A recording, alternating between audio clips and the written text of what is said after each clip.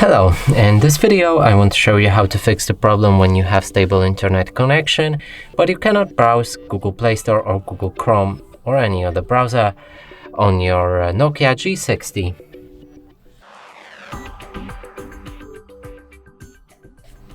So let's start with Google Play Store, and here we want to download some apps, and let's say we'll get I guess this one. But there's an error and we can't do it. The same thing with Google Chrome, as if we try to reach any website, like Google, it doesn't work. To fix this, we simply need to open our settings, and there should be right here. Then go to the system, date and time, set time automatically, make sure that it's enabled, and now we can go back, reload the page. It works perfectly. Google Play Store also works fine. And that's it for this video. Hope you like it. Please consider subscribing to our channel, leave a like and a comment below.